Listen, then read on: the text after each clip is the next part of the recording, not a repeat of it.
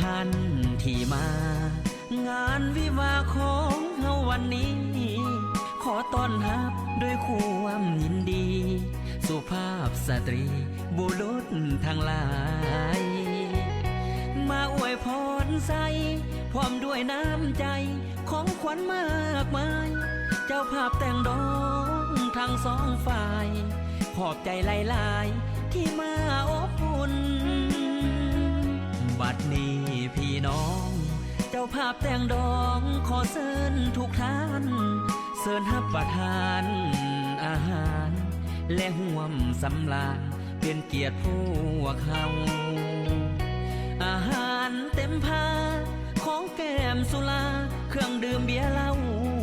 พวกเขาจัดหาเพื่อพวกเจ้าเชิญเลือกเอาทานตามสบาย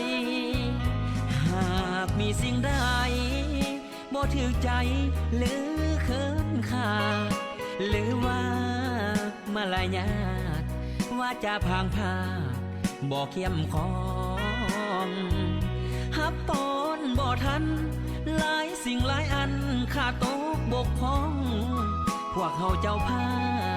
พทั้งสองขอให้พี่น้องจงได้อภัยเมื่อเลิกจากงานเดินทางกลับบ้านขอให้มีโซอย่ามีทุกข์มีโซอย่ามีโลกเบียดเบียนหาวีอายุมันยื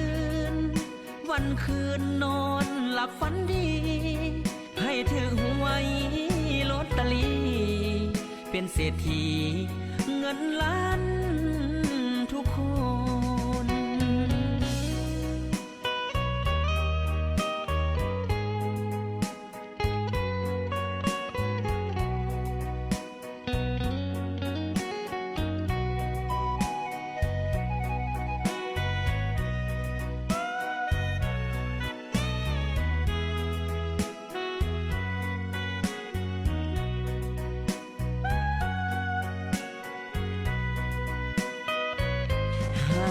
มีสิ่งใด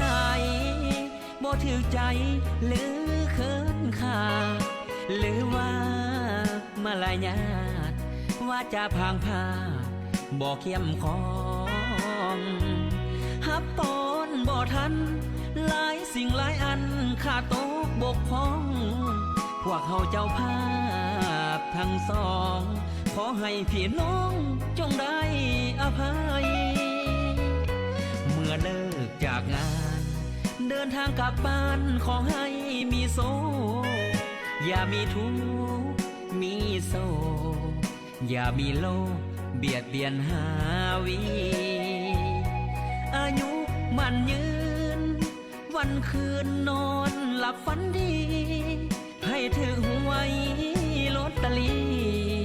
เป็นเศรษฐีเงินล้าน